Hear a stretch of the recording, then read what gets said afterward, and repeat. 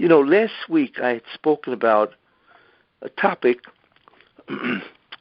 which most people are completely unfamiliar with. And that topic, which has tremendous Hashkafa implications, as we saw last week, this is a topic of that there are really four of us, not three. And the fourth of, as I said then, is Esav. Right? That's the fourth of. Which makes sense when you look at the story. You see. Now, a lot of people find that very difficult to accept. Because we've been taught, obviously, that Esav is in tremendous Russia, which he is. There's no question about that. So, therefore, to introduce the concept of Esav, that he really is an Ov, that's how he started out, and that's really what his spiritual potential is very difficult for many people to swallow, to believe. So therefore what I want to do is quote, just to give it more credibility, what the Ramchal himself says, which I'm going to read, and then I'm going to show you that Rashi himself indicates that who Esav really was, unless you want to deny Rashi and the Ramchal. I'd also mentioned last week this Medrash, where the Medrash says that had Esav not become a Rasha, then he would have had 6 tribes, and Yaakov would have had 6 tribes. That clearly indicates that there is a division of labor, obviously. What is that labor? That labor is doing whatever a person has to do as a patriarch, as an Ov. Obviously, that's what it is. And in order to give birth to a Shevet, a tribe, you have to have the neshama of an Ov. A tribe cannot give birth to a tribe, because the neshama of a tribe, a Shevet, is much too low to give birth to the neshama of a tribe. So it requires the neshama of an Ov. So clearly, if Esav should have had 6, that clearly is an equality, and that clearly is an indicator of the unbelievable stature of Esav when he started out. You see. So I said that anyway last week. But what I want to do is quote from the text itself, Ramchal, Rabbi Moshe Chaim Luzzatto, and to see what he says. And then I'm going to talk about what Rashi says inside. In any case, this is taken from the Sefer, okay? It was a Sefer that's printed, it's called the Ginzei Ramchal, and it is the writings of the Ramchal, and the name of the Sefer that the Ramchal wrote is called Kines Hashem Tzavokos, the jealousy of God, of the Lord of Hosts. That's the name of the Sefer.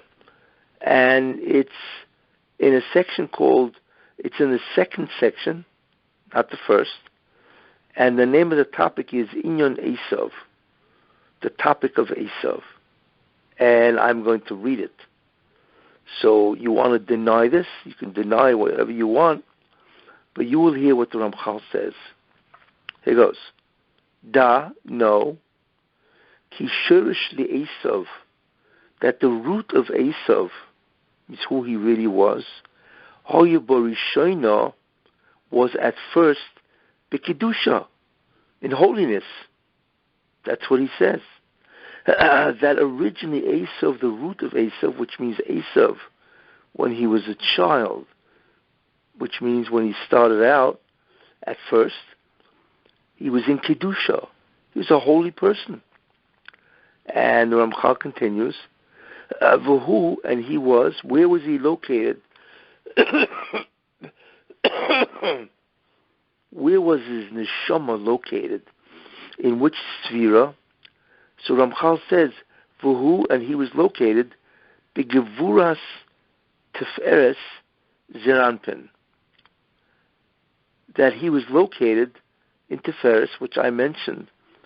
There is Zeir Anpin is the lowest 7. I mentioned there are 10 spheres. The first 3, which is Kesser, Chochma, Bina, and then there's what's called Zayin Tachtoinos, the lower 7. And of these 7, the first 6 of them is called Za or Zeir Anpin, and the last one, which is number 7 of the 7 combination, is called Nukva, the Keva. In any case, and we know that Avram was Chesed, Yitzchak was Gevura, which I mentioned last week, and Yaakov was Tiferes, which is a middle sphera. It is sort of like a blending of Chesed on the right, Gevura on the left, and they somehow merge in the middle, and they're called Tiferes. So Esav was in, or emerges from the sphere called Tiferes. Okay. But Ramchal says that he's not made Tiferes, he's Gevura of Tiferes. Now Gevura is the left side. So Tiferes, which is a middle, obviously, has 2 sides. It has a right side, the right side of the middle, and it has the left side of the middle. You see. So we know that Yaakov was Tiferes, but he was the right side of the middle of Tiferes. Esav, right, is on the left side of Tiferes. But that means that the Ramchal is saying that Esav was a personification of Tiferes. Just like Avram was from Chesed, Yitzchak was from Gevura, and Yaakov was from Tiferes, but the right side. You see. So Ramchal clearly is saying that his neshama is located, or a personification of Tiferes, the Gevura of Tiferes, which is the left side. So we already begin to see that Esav is no ordinary person. So the Ramchal says, he continues, and he says, perish, right? Ki Tiferes, which is a sphere, Hinehu makriya lechesed ulegvura, right? It is the balance between chesed and gevura, because it's the middle. Now he says, umebechinas hayemin shaboy, and Tiferes, which is the middle, from the idea, the category of the right of Tiferes, Yotze Yaakov. Yaakov emerged. In other words, the neshama of Yaakov emanates from the right side of Tiferes. Umi bechinas hasmoil, and from the category of the left side of Tiferes, Sheboy of Tiferes, Yotze Esav, comes out Esav. I mean, take a look what he's doing. He's equating Yaakov and Esav together. They're both from Tiferes. The difference is that Yaakov comes from the right side of Tiferes, because Tiferes is a middle, and Esav comes from the left side of Tiferes. But if they both emerge from Tiferes, clearly they are equal in Kedusha, and obviously they are both of us. So therefore Ramchal continues and says, V'lochein, and therefore hoya tu'umim. Now you know why they're twins. Because that's the question. How can Esav and Yaakov be twins? One is a tzaddik, one is a patriarch and Ov, the other is an incredible Rasha, right? And twins are almost always alike, you see. So therefore, why are they twins? They're twins because they both have the same origin. Tiferes, except one is from the right and one is from the left. I mean, look at what Ramchal is saying. I am reading, by the way, from the Sefer of the Ramchal. Now it says in Malachi, Halei och Esav liYaakov. Behold, Esav is a brother to Yaakov. Again, What do you mean a brother to Yaakov? That is a tremendous relationship. So what that alludes to is that Esav is a brother to Yaakov. That is that they are really from the same origin. And the Ramchal continues, Ki be'emes, because in truth, b'madrega achas hoyu b'tchilo, they were at one level at the beginning. I mean, look what he's saying. That in the beginning, b'tchilo, they were madrega achas. They were both at the identical level. What level? Right? What area? And the area that he's referring to is obviously Kedusha. Now the Ramchal says, Ma'she'ein Yitzchak v'Yishmael. But Yitzchak and Yishmael, even though they were also brothers, right? Yitzchak and Yishmael, both were the children of Avram, but they were different, you see, because Yitzchak came from, right? Yitzchak came from Sarah, whereas Yishmael came from Hagar, you see. So even though they had the same father, but they were not the same in Kedusha, you see. Because like I said, Yitzchak came from Avram and Sarah, whereas Yishmael came from Avram and Hagar. So what he's implying also, by the way, is Yishmael also was a tremendous, in the beginning, Kadosh. Yeah, that's what it means. Because Yishmael was a Jew, just like Yitzchak, you see. And that's what happened to Yishmael. Yishmael also became a Rasha, you see. Although, interesting, Yishmael later on does tshuva. And now we know that because he allowed Yitzchak to precede him when Avram Avinu died. That's how we know that Yishmael did tshuva. And not only that, we also know he did tshuva because you have Tanoim named after him, Rabbi Yishmael, right? Rabbi Yishmael Kohen Gadol. He was the high priest. How could you name a Tana?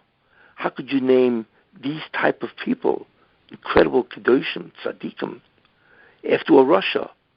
And the answer is because he did tshuva, and therefore you could do it.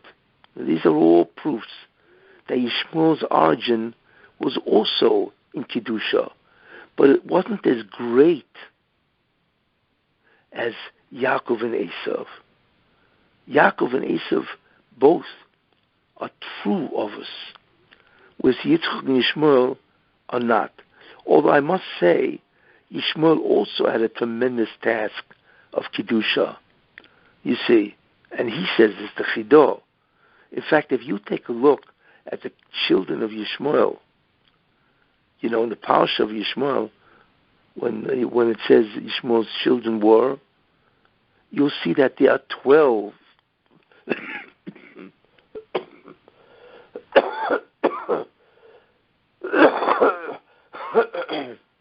You'll see that there are 12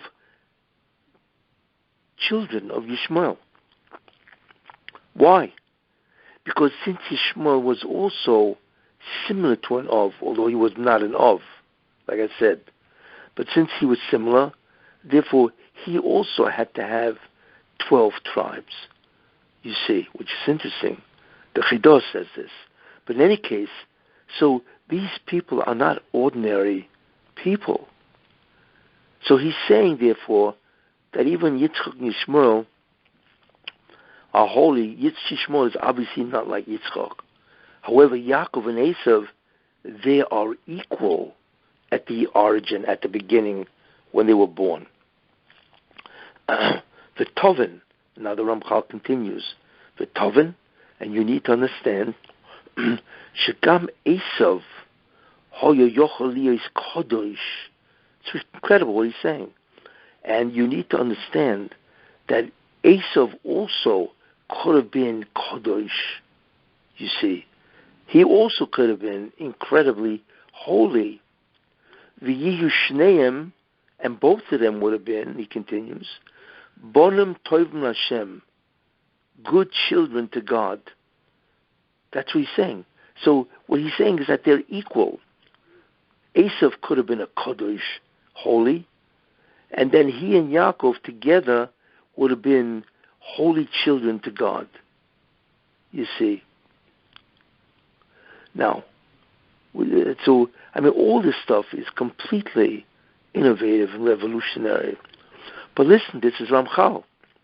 And this is Kabbalah. This is, according to the Kabbalah, who they really were. And by the way, this explanation of who Esav really was, certainly in the beginning, answers hundreds of questions about what is going on, the interaction between Esav and Yaakov, as I will continue with the story of Yaakov and Esav. You see, because, like I said last week, it tells you what the two tasks of the Jewish people are. Now, the Ramchal continues, and I will tell you, Pa'ulas kol echad mehem mahoyo. I will tell you what the job is of each one. See, first he tells you who they were, in terms of what they could have been, right? And now I'm going to tell you what the job was. In other words, why are there two? Why not just one? Yaakov emanates from Tiferes. Why are there two people? Now this is very important, because this really explains a great deal of Hashkafa. No, he says, Ramchal,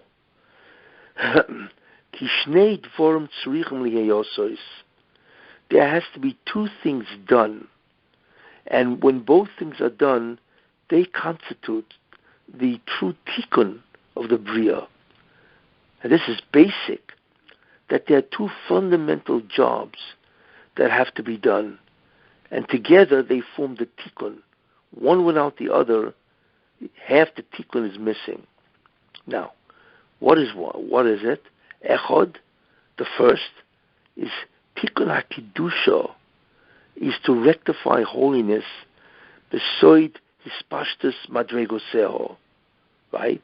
The tikkun of kedusha, the rectification or the repair of kedusha, of holiness, in the secret of the expansion of all the madregos, all the levels of kedusha. You see, what does that mean? That means that only a certain amount of kedusha, if you want to look at that, it means only a certain amount of the gilui of the Rebbeinu Shalom, the what's called the revelation of God, or the hispashtus, the revelation of the or, of the shefa of God. You see, so only a certain amount has come down. Really, God wants to bring down all the ore of the spheres, which is the hispashtus madrigosel. He wants to bring down, right, the expansion of all the levels of holiness. And the one who does that, of course, basically are the Jews.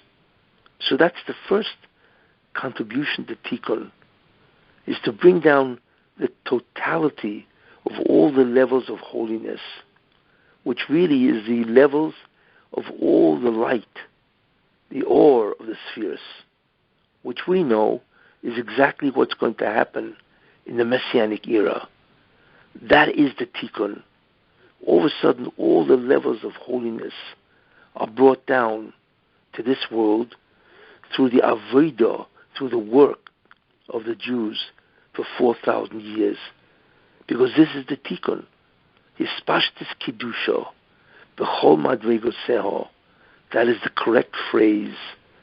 The expansion of holiness in all its levels. That is the first job of Tikkun. So that's the first. V'echod, and now he's going to give you the second job, right, of Tikkun. And he says, Tefias HaSitra Achro, to subjugate the Satan, right, Tachas HaKedusha, underneath Kedusha, underneath holiness. You see, what he's saying, therefore, right, is to render the Satan, he calls it the Sitra Achra, the other side, right, completely, where Kedusha completely dominates the Satan and his entire kingdom, you see. So it means, therefore, that the Satan is completely subjugated under Kedusha. And the one that rules is Kedusha.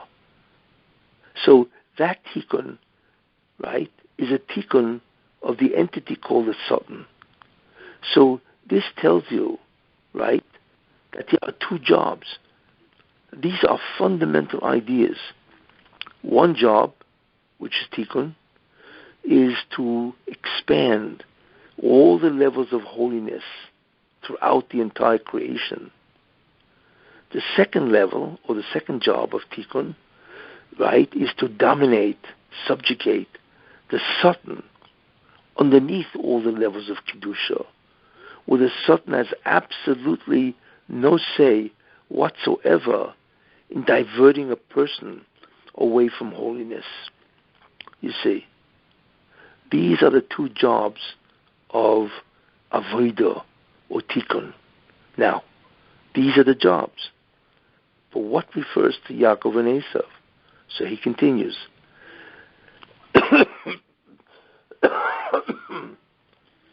The hispashtus hakidusha, the expansion of holiness, which I had mentioned, is the first job of tikkun. Hoyo negel Yaakov. That was Yaakov's job, you see, in the avodah of tikkun. And that's the right side of Tiferes. Ukfiyas hasitra achra b'chol madregoseho, and the subjugation, the domination over the Satan in all the levels of the Satan. Hoyonageli Esav, that was Esav's job. Well, it's interesting, isn't it? Look at the two jobs. One job is to what? Is to be involved in holiness completely and bring it down, to expose holiness completely in all its levels. The second job is to do battle with the Satan and to completely subdue and subjugate the Satan underneath the complete domination of Kedusha. So the first job is the job of Yaakov. The second job is the job of Esav. You see.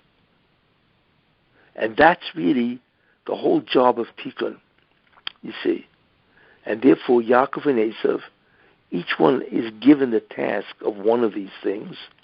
And that is why they are equal, because they're both the tikkun, the rectification, especially of Tiferes. That's why they're equal. Listen, the Ramchal is saying this.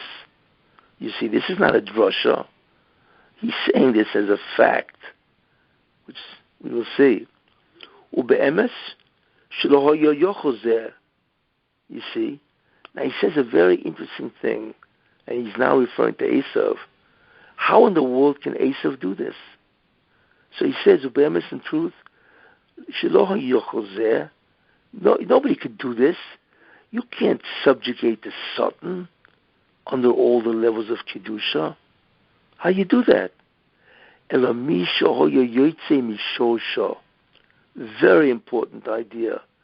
The only way a person can do this, which means to battle the Satan, is if the neshama of that person comes from the same root as the Satan.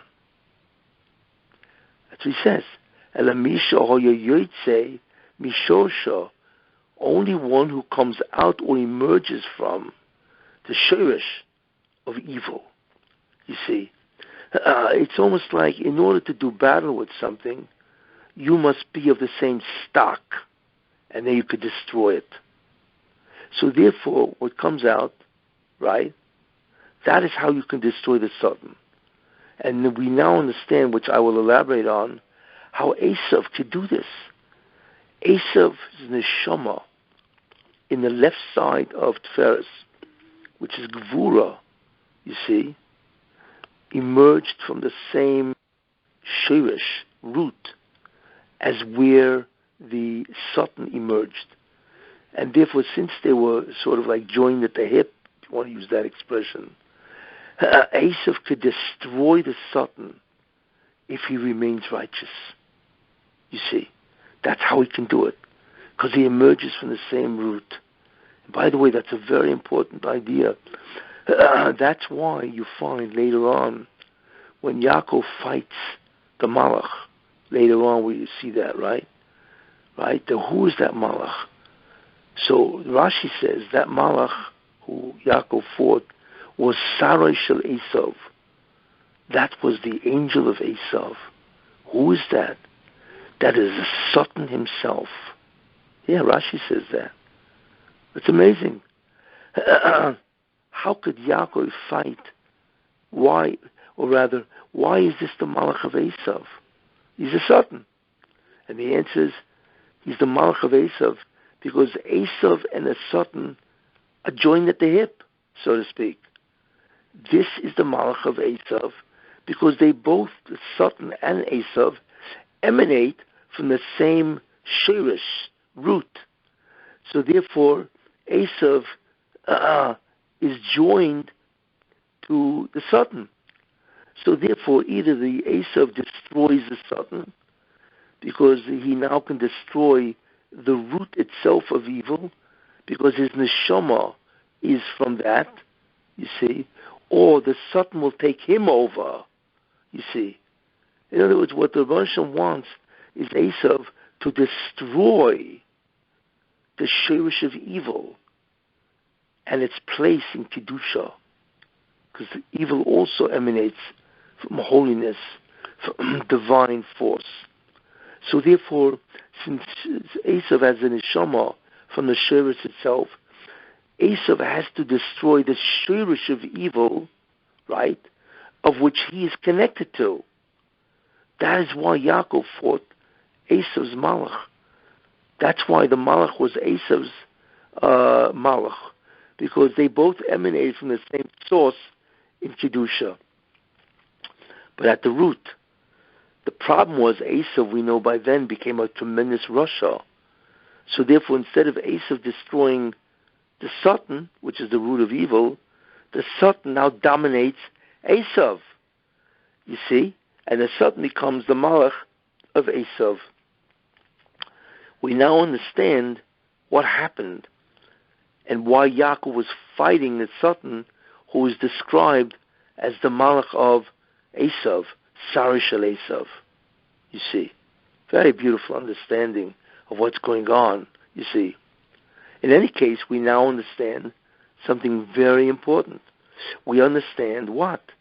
Who Esav really is, and what his madrega was, his level, kadosh, holy at the origin, and that he was the equal of Yaakov, because they both have this job in Tikkun, you see.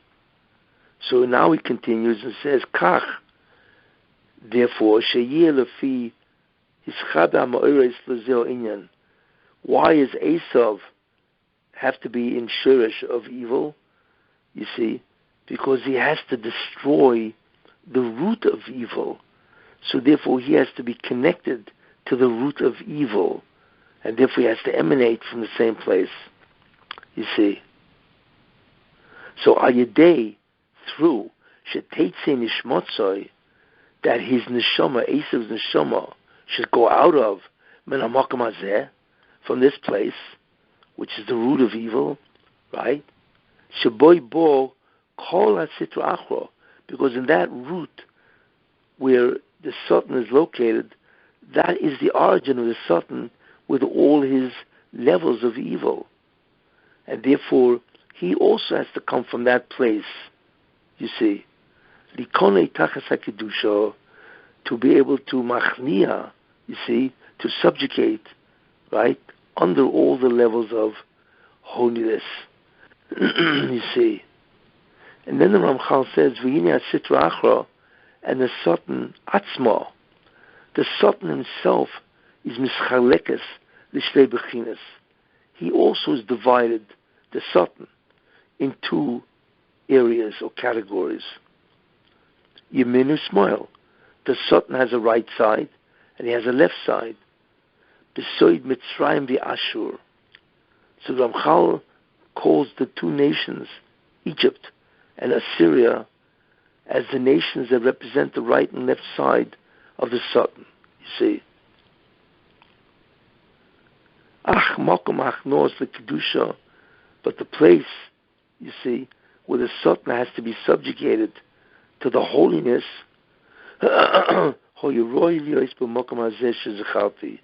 this is where the Satan has to emanate. Where? Shu Teferes, that's the middle, Sphira. The Ze'ampin. Ze'ampin, or Za, is the lower seven, right? So the Teferes of the lower seven spheres of the 10, this is called Ze'ampin. The Bechinas HaSmol Shaboy, from the left side. That's exactly who Esav was in the spheres. You see?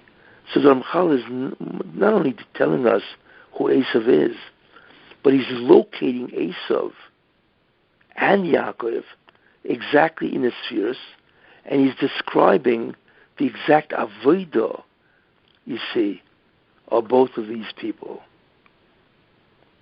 You see. And then the Ramchal says, "Fafar shloch zeo in native." I will now explain to you.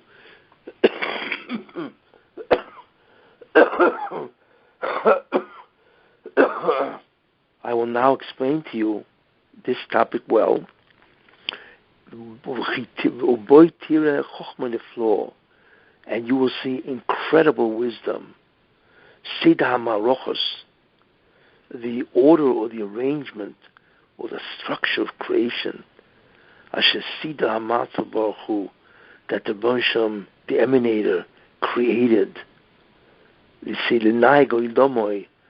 and that's how he conducts his world.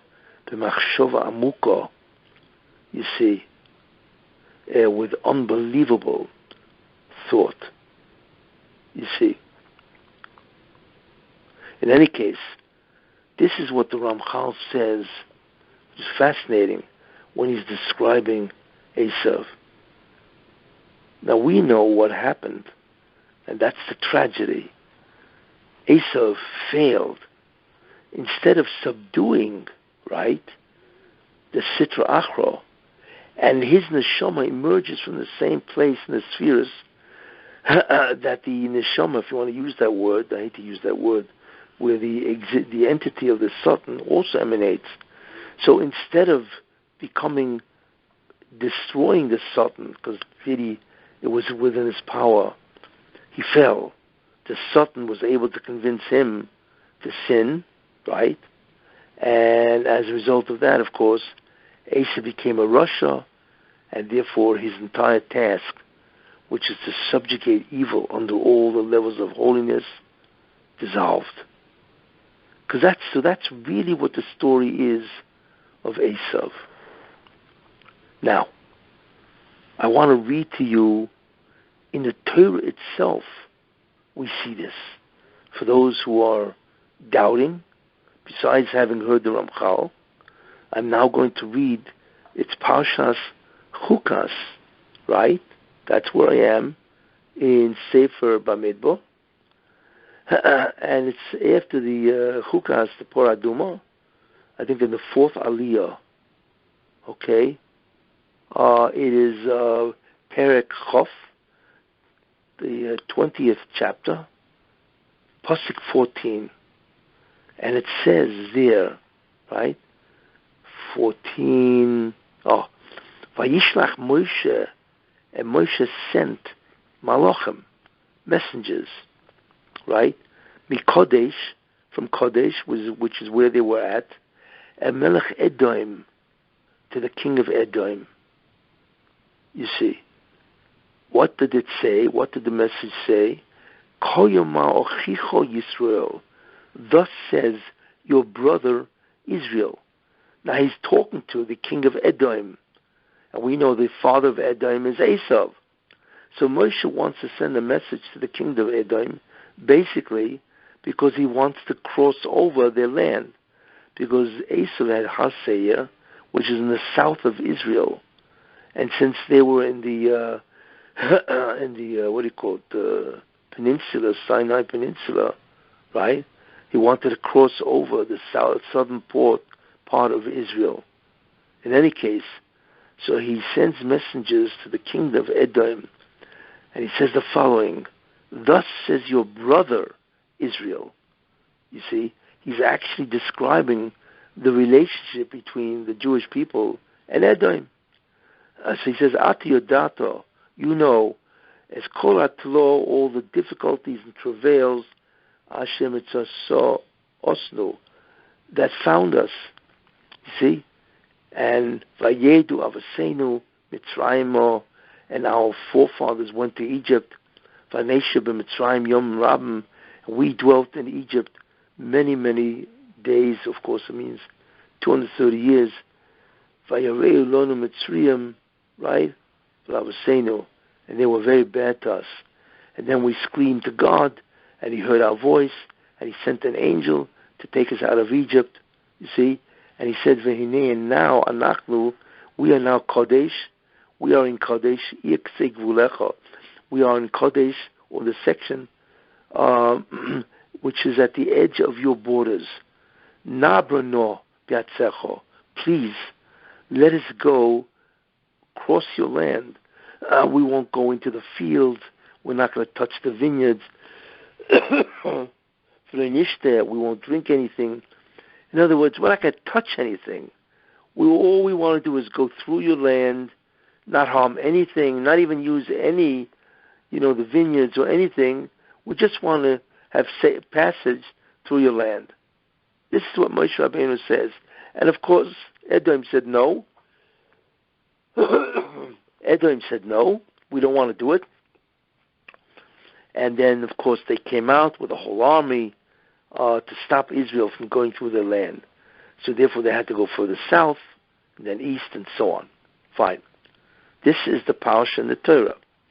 Now, we notice here that the message that Moshe Rabbeinu sent, right, to the king of Edom, and he says, "Thus says your brother Israel, you know all the difficulties that found us in Egypt." Now, Rashi wonders, why is he talking about brotherhood here? He should just say, "Thus says Israel." You see? That's what it should say. This is what we say, this is what Israel says. He's sending this message to the king of Edom. Why is he saying, "Thus says your brother Israel"? Look at what Rashi says. So he asks the question, and I'm reading the Rashi. Moro lahaska kan achva. Why is Moshe Rabbeinu mentioning the concept of brotherhood? El Omar Loi, this is what Moshe Rabbeinu said. Listen to this carefully. Right? What did he say? Achem anachnu, we are brothers, obviously. Bnei Avram, we are all descendant from Avram Avinu, right? Shnei Maloi, what was said to Avram Avinu? Ki ger yezaracho. Remember that? And your children will be strangers in a land for 400 years. This is what the Bereshim said to Avram Avinu, right? That meant that the descendants of Avram Avinu are going to be in Egypt for hundreds of years. Who are the descendants of Avram? You and I, the Jews, right? And Edom. The Jews, the descendants of Yaakov, and Edom, the descendants of Esav.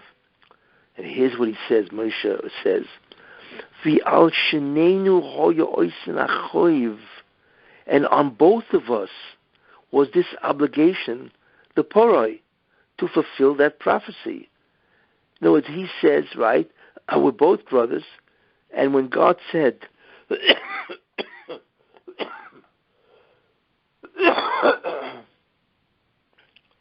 and when God said to Avram that your children will be in a land, right, Zarech, right, for 400 years, he meant the descendants of Avram Avinu. Well, who are the descendants that would have to realize this prophecy? Shinenu, both of us. Both of us would have to engage to fulfill this prophecy. In this obligation to fulfill the prophecy, right, was on both of us. So now he says, Ata Yudat is kol atlo, but you know all the difficulties that happen, because that would be part of the prophecy, right? And in other words, both of us, we Israel, right, and you Edom, the children of Esav, both of us should have been involved in fulfilling that prophecy. Esav, Edom, should have been involved with us. So the Egyptians should have been masters over both of us, not just the Jewish people, but also the Edomite people. But Esav said, no way, I'm not interested in this, fulfilling this prophecy. So Rashi says, Lefikoch, therefore, Porash Avichem Me'al Avinu. So your father separated, right, from ours. Your father Esav separated from ours, Yaakov. You see, because he didn't want to be involved in fulfilling this prophecy. Shenema says, Vayelech el Eretz Yaakov Ochev. And he left, Esav left to his land because of Yaakov, his brother. You see? Mipnei Hashta Choiv Hamutal Aleim. Why did Esav abandon Yaakov? Right? Because he didn't want to involve himself in that obligation to fulfill that prophecy. V'hitiloi al Yaakov. And he says, I don't want this. You take it. You see? So therefore, the fulfillment of that prophecy fell on who? On Yaakov Avinu and his descendants. What's Rashi saying? He's saying clearly that Moshe Rabbeinu refers to Edom, the descendants of Esav, right, as what? He's referring to them that they also were involved in the prophecy. Why? Because they are part of the Tikkun. That's what it means. Why did God tell Avram Avinu that your children will be involved in slavery for 400 years? Because that's the necessity of Tikkun. I once mentioned, why were the Jews in Egypt for hundreds of years? What did they do?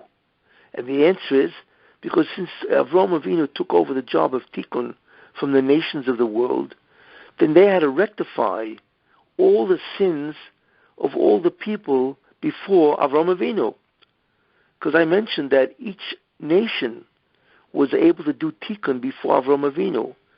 And because they failed, God took it away from them and gave it to Avram. But in order to do the Tikkun, they would have to be strangers in the land, which means they would have to be strangers in the land of enormous temptations, right? And if they would have to remain righteous, and that way they could take out all the nourishment that the Satan took as a result of the sins of all those generations before Avram Avinu. But that's the Tikkun, isn't it? And that is the Tikkun, really, when you think about it, of Esav. Because the Jews went to Egypt to remain righteous, and not to fall in Egypt, but to remain righteous, right? That your children will be strangers in the land, which means they will remain righteous, right? And they will take out all the shefa, all the holiness that the Satan has taken because of the sins of the generations before Avram Avinu. Because all of them could do a tikkun to the Bria, which I had mentioned, you see.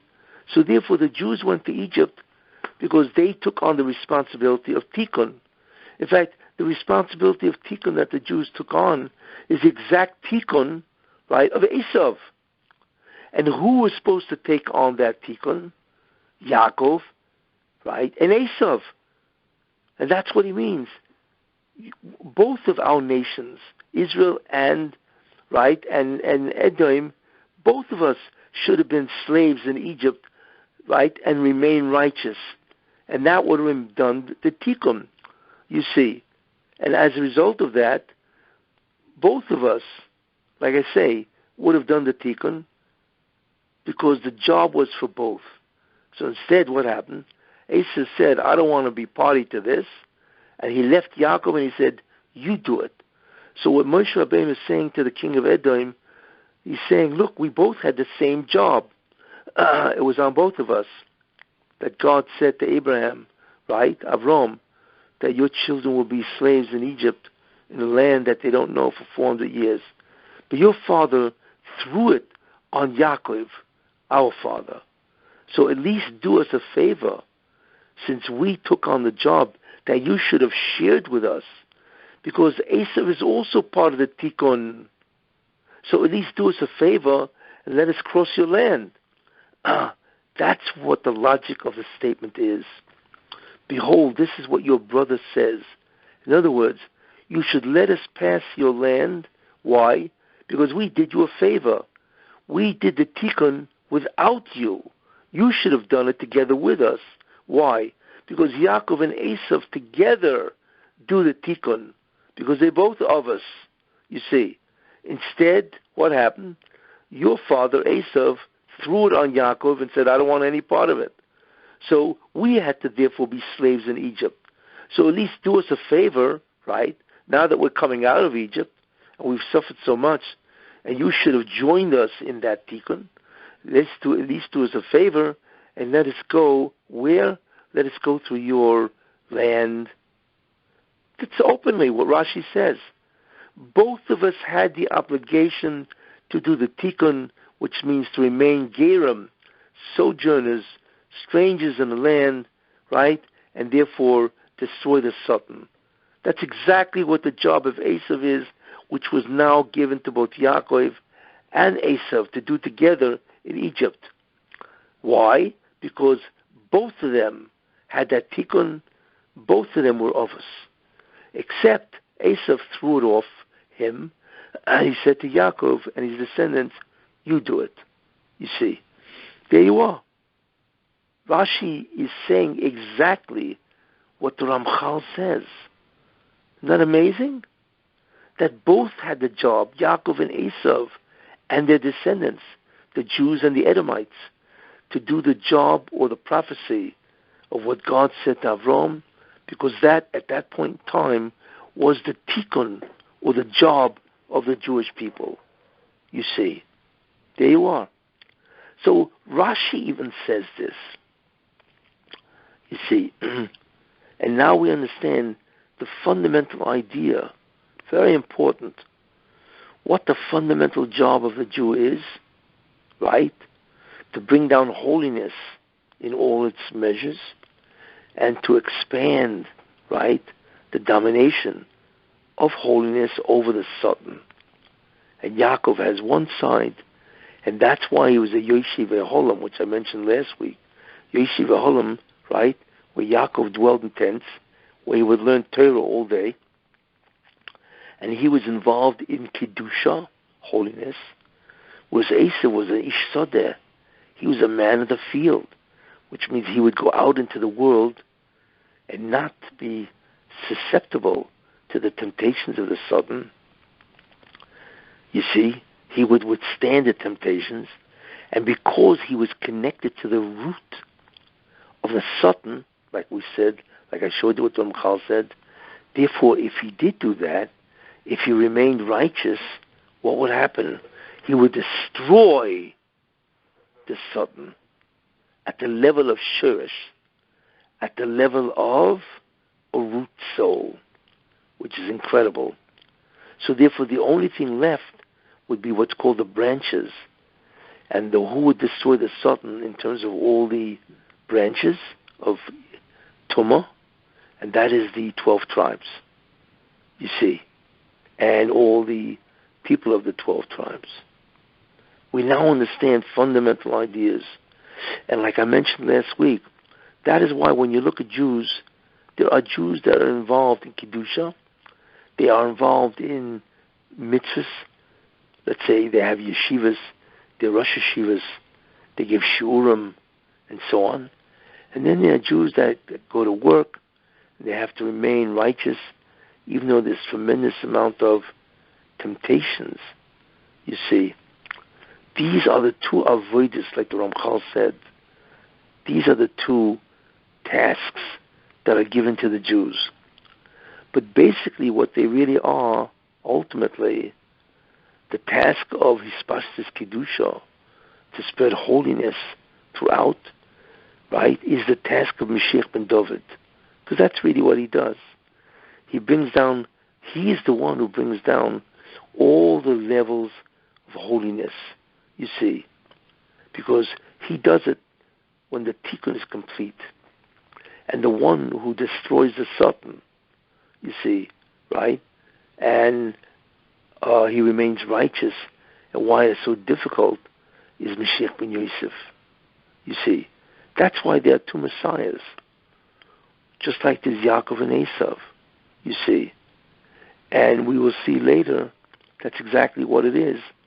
Yosef HaTzadik had to go into Egypt to remain righteous and dominate Egypt. That's exactly what happened by Yosef, because that's the job of the Mashiach ben Yosef, you see. In any case, these two ideas, the idea of who Yaakov and Esav is, and that they formulate the basic foundation of the tasks of the Jew, is a very fundamental idea in what the Torah describes and so on. And once we have an understanding of this, you see, we now can understand the real story of Yaakov and Esav, which in many ways is the forerunner to the whole history of the Jews. Any questions?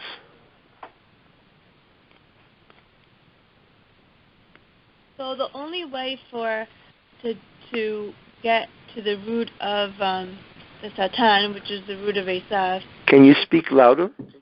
Sure. So the only way to get to the root of Esav, which is the root of Satan, is when Mashiach ben David comes. Well, that's when he will. When Mashiach ben David comes, the Satan is destroyed. In fact, that's really what Chias HaMesim is, where the Satan is thrown out of the physical world, and therefore the dead arise. Because death does not exist, the Zoyhamor, which is the projection of the Satan into the physical universe, is expelled, you see. So that's when the actualization of the death of the Satan occurs. So then Esav's job won't be complete until Mashiach ben David comes. Yes, correct. Well, that's why Mashiach ben Yosef is really the ultimate continuation of the job of Esav. Right.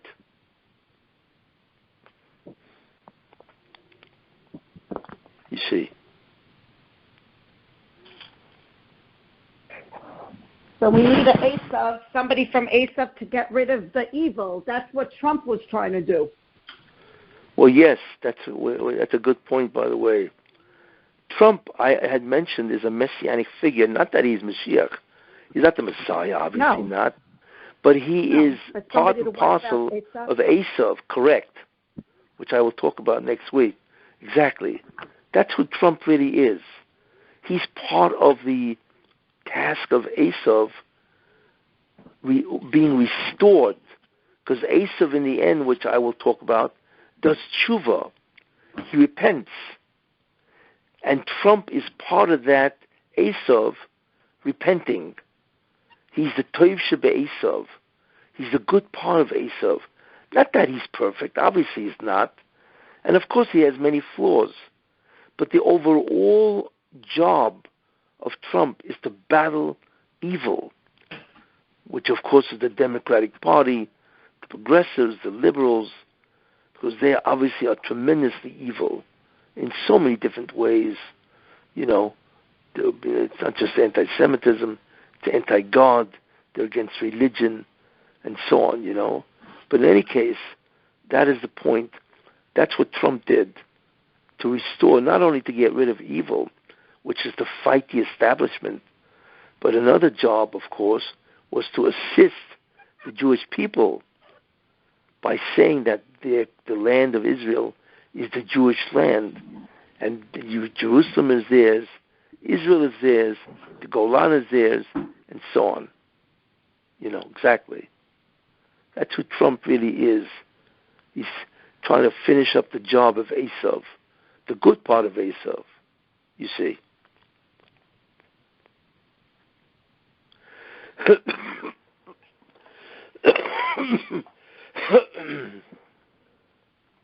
So if Esav is going to do tshuva, there's actually that prophecy. It's in, is it Sanhedrin 97b about the, like when we do tshuva, then we get redeemed. Yes. So how does that, is that part of this? Yes. Is that the Jews, tshuva? It's actually Esav? Well, Esav is part of that return. Esav is part of that return. Yeah. I once mentioned we don't. Yeah. So we when we do tshuva so that we can get redeemed, that's part of that is actually Esav, meaning like all. Not all. Some. No. When we do tshuva, Esav's job is to assist the Jews. The Jews' job is to do the tikkun. Esav does not do the tikkun. Trump doesn't do the tikkun. What he does is he assists the Jews in them doing the tikkun. Very important distinction. Only the Jews can do the tikkun. Esav cannot do it. But at least he's not an enemy. And not only is he not an enemy, of which he was for thousands of years, but he also takes a role in helping the Jews fulfill what they have to do. That's what he does, as I will talk about next week. And the older will serve the younger. That part of the prophecy, you see. But in that way, and that's, by the way, why the Chazal tell us that the Chazir, the pig, which of course is treif, not kosher, represents Esav. You see. And the Chazal tell us that someday pork will be permitted. Why? Because just like Esav does tshuva, then that which represents Esav, which is pork, right, which is a pig, will also be permitted to be eaten. You see. So someday... But how? If one of its sign is it needs to have split hooves and show the cut, doesn't it eat the garbage? Doesn't it do something bad? I can't hear you. What? What was that? How could a big pig be kosher if it doesn't have the two kosher signs? Well, whatever that means, it means that either it will chew its cud, because a pig does not chew its cud. It has split hooves. Right. So that's why it looks like it's kosher, but it does not chew its cud. So either it will mean that the pig will eventually change its anatomy, where it now chews its cud, you see, or that commandment will be canceled. I don't say how. Like the pig? What? Isn't Esav like the pig? He shows that he's kosher, religious to his father. In the back, he was not. He was doing sins. Yeah. Well, that's Esav the deceiver, correct? Yes. It's like the pig. It's the same characteristic. Exactly, where he sticks out his foot and says, you see, I'm kosher. I got split hooves. Mm. But really he's treif. Exactly. The pig does exactly what Esav does. A complete fraud. A deception. An imposter. Exactly. But Chazal tell us that in the end, the pig will be kosher in whatever way, because Esav will have done tshuva, you see. Wow. This all lines up to be perfectly, integrated. So I have a question. So just like Yaakov was Just like Yaakov was fighting the angel of Esav, isn't that technically what we're doing now? What do you mean? As a Jewish nation, we're fighting the Satan to overcome it, to finally finish the Tikkun. Like, aren't we redoing that in order to finish the Tikkun and to reveal the Mashiach? Yes. That's what we're doing. But obviously, on one side, but on the other side, the Jews are falling. They are disappearing. Right? Right. Yeah, that's what's happening. So the one who is really doing the tikkun, if you think about it, are the religious. They're the ones who are doing the tikkun now, you see.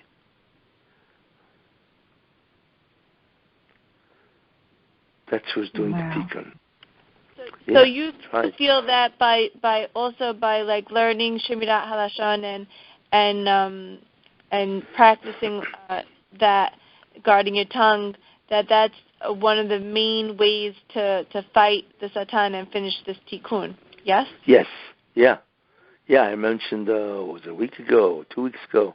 The critical thing is to stop the kitrugim by not speaking Lashon Hara. That's a very important idea. Like I mentioned, that's why Lashon Hara is now prominent, has been given a tremendous publicity, just like in Egypt, because God wants us not to speak Lashon Hara to be able to stop the prosecutions, you see.